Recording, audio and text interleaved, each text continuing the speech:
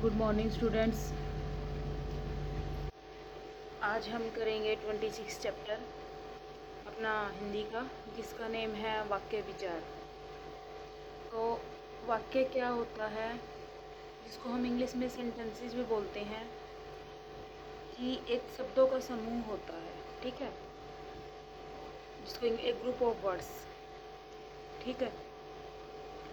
तो एक शब्दों का समूह होता है जो हमें एक मतलब कि निश्चित मीनिंग देता है, उसका एक निश्चित अर्थ प्रकट होता है, ठीक है। वो हमारा होता है वाक्य या सेंटेंस। देखिए, जैसे इन्होंने एग्जाम्पल में दिया है कि भारत के सैनिक सीमा पर पहरा दे रहे हैं, ठीक है। ये हमारा एक पूरा सेंटेंस है जो एक निश्चित अर्थ दे रहा है कि जो हमारे सैनिक हैं वो हमारे भारत के वो सीमा पर पहरा दे रहे हैं। तो इस वाक्य से एक पूरा अर्थ यानी आशय मीनिंग प्रकट हो रहा है कि इसका अर्थ क्या है। अब यदि इस वाक्य में प्रयोग होने वाले पदों का क्रम बिगाड़ दिया जाए, यानी जो इस वाक्य में जो पदों का यूज हो रहा है जो क्रम वाइज है, वो क्रम वाइज तो हमें कोई मीनिंग दे रहे हैं, और बिना क्रम के यदि उसका क्रम पदों का क्रम बिगाड़ दिया जाए तो उसका क्या यही अर्थ निकलेगा? नहीं निकलेगा। क्यों? देखिए, इन्होंने क्या दिया है कि सैनिक सीमा के भारत पहरा पर दे रहे हैं, तो इसका कोई मीनिंग नहीं है, ठीक है। तो उत्तर इसका स्पष्ट है नहीं, कि क्या ये मीनिंगफुल है, क्या ये सेंटेंस है? नहीं। तो वाक्य होने के लिए क्या आवश्यक है कि कुछ पदों का समूह होना, यानी कुछ पदों का एक ग्रुप होना जो किसी एक निश्चित अर्थ को प्रकट करेगा, जो एक निश्चित अवस्था में होगा, वह हमारा क्या कहलाएगा? वाक्य, सेंटेंस कहलाएगा। तो इन्होंने डेफिनेशन भी दी है। देखिए, ऐसे पदों का व्यवस्थित समूह, यानी कैसे पदों का? जो एक निश्चित अर्थ प्रकट करेगा, ऐसे पदों का एक व्यवस्थित समूह वाक्य कहलाता है, जिससे एक निश्चित आशय प्रकट हो सके, यानी जिससे एक निश्चित मीनिंग अर्थ निकल सके, ठीक है। जैसे पूर्व दिशा में सूर्योदय हो रहा है, यानी पूर्व दिशा में सूर्य उदय हो रहा है, ठीक है। बादलों को देखकर लगता है कि आज झमाझम बारिश होगी। तो इन्होंने देखो पदों का यूज किया है, और जो पदों का यूज किया है वो क्या है? क्रम वाइज है, यानी वो कोई ना कोई अर्थ प्रकट कर रहा है, ठीक है। आगे देखिए, वाक्य के अंग कौन से अंग होते हैं? वाक्य के दो अंग होते हैं। उद्देश्य नंबर 1, नंबर 2 विधेय। उद्देश्य क्या होता है हमारा? यानी जो वाक्य में आगे यूज हो, वो हमारा आगे वाला पार्ट क्या होता है? हमारा उद्देश्य। और पीछे वाला क्या होता है? विधेय, ठीक है। तो वाक्य में जिसके बारे में कुछ कहा जाए उसे उद्देश्य कहते हैं। कैसे?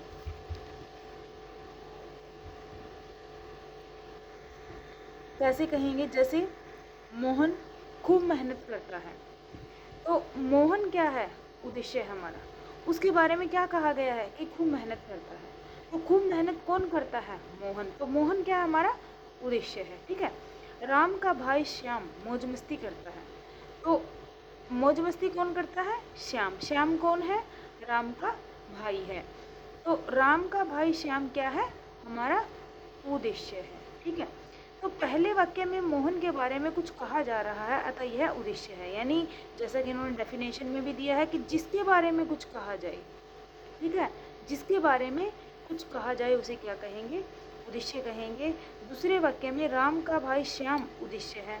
जो भी बात कही जा रही है वह राम के भाई श्याम के बारे में कही जा रही है, तो वो क्या हुआ? हमारा उद्देश्य हुआ।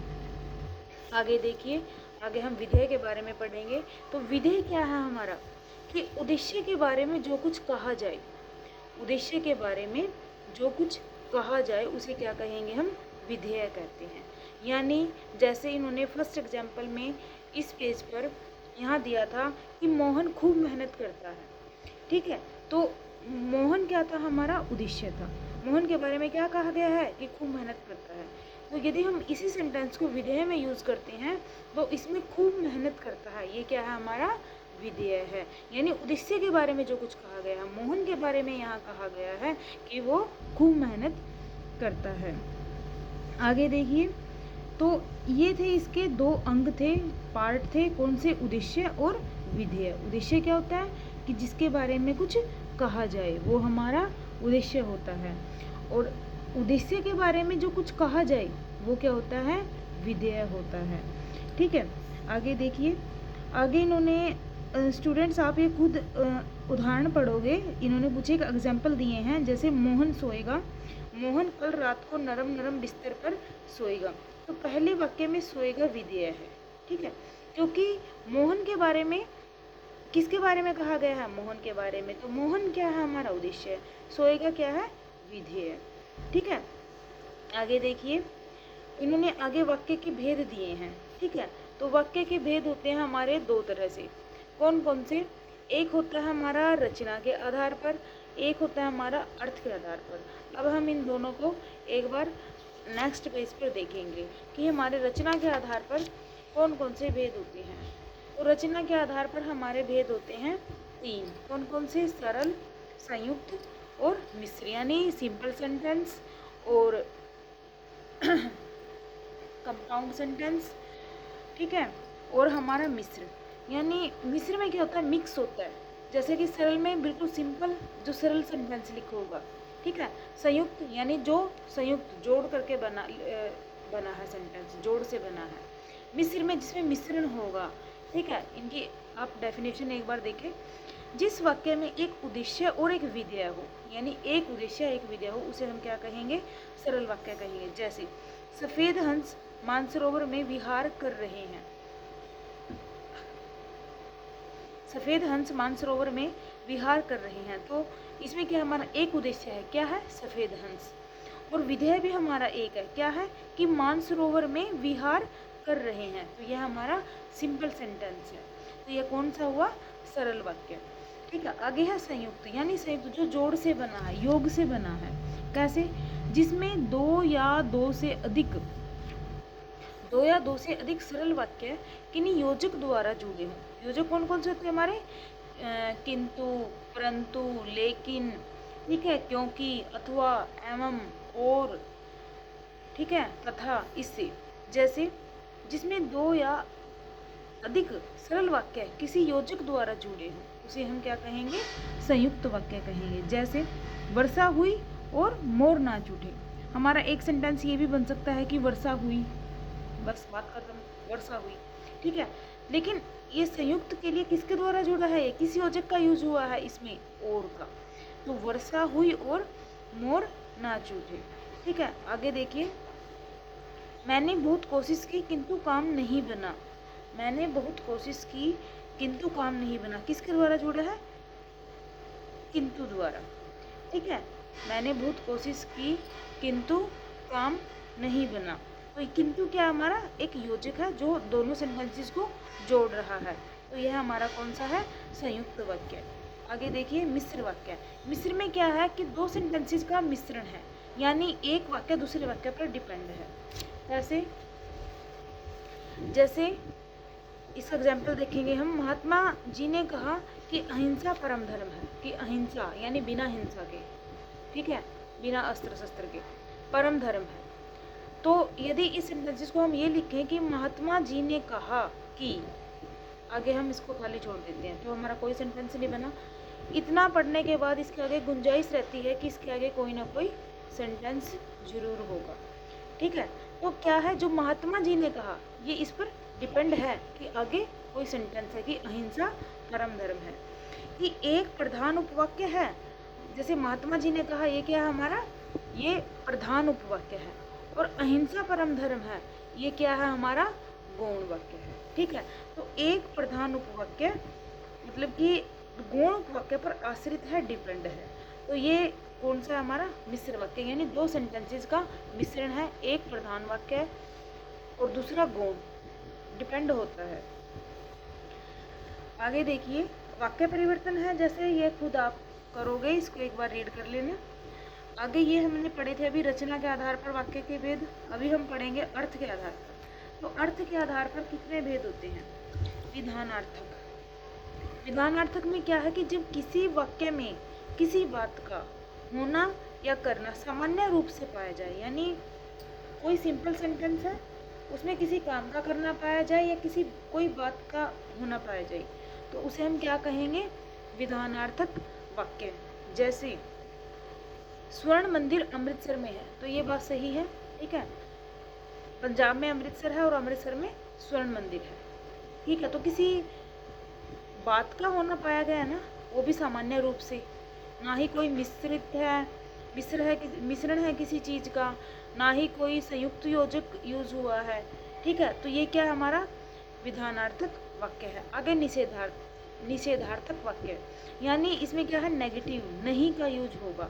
जिस वाक्य में किसी क्रिया के न होने का बोध हो, ठीक है, जिस वाक्य में किसी क्रिया के न होने का बोध हो उसे निषेधार्थक वाक्य कहते हैं। जैसे वह सहायता नहीं करेगा, यानी इसमें पहले नेगेटिविटी नहीं का यूज हुआ है कि वह सहायता नहीं करेगा, ठीक है। तो ये कौन सा वाक्य है, हमारा निषेधार्थक वाक्य। आगे देखिए, आज्ञार्थक वाक्य, जिस वाक्य में आज्ञा, आदेश, उपदेश दिया गया हो उसे आज्ञार्थक वाक्य कहते हैं। जैसे बाहर चले जाइए, यानी उसने उसको आदेश दिया है कि आप बाहर चले जाइए, ठीक है, तो वो कौन सा, आज्ञार्थक वाक्य। प्रश्नार्थक वाक्य, यानी प्रश्नार्थक, जैसे क्वेश्चन में ही आंसर है, प्रश्नार्थक यानी कोई ना कोई प्रश्न किया गया है, ठीक है, कि जिस वाक्य में कोई प्रश्न किया गया हो उसे प्रश्नार्थक वाक्य कहते हैं। जैसे कि आप बाजार जाओगे, और इसके पीछे क्वेश्चन मार्क आता है हमेशा, उसने उसे प्रश्न किया है कि क्या आप बाजार जाओगे, ठीक है। इच्छार्थक, जिस वाक्य में इच्छा अथवा आशीर्वाद प्रकट हो उसे इच्छार्थक वाक्य कहते हैं। जैसे ईश्वर करे जल्द हमारा भारत देश कोरोना मुक्त हो, तो मैंने ये इच्छा प्रकट की है ना, ठीक है, एक मतलब कि ब्लेसिंग के रूप में, तो वो क्या हमारा इच्छार्थक वाक्य है। आगे संदेहार्थक वाक्य, क्या कि संदेह की अभिव्यक्ति हो, यानी डाउटफुल बात हो कोई ना कोई, वो संदेहार्थक वाक्य होता है। क्या, लगता है तुम बीमार हो, ठीक है, शायद आज बारिश हो, एक डाउट है, पक्का क्लियर नहीं है, ओनली डाउट है, ठीक है। आगे है संकेतार्थक, कि जिस वाक्य से किन्हीं दो स्थितियों के जुड़े रहने का संकेत मिलता हो, यानी दो कंडीशंस के जुड़े रहने का संकेत।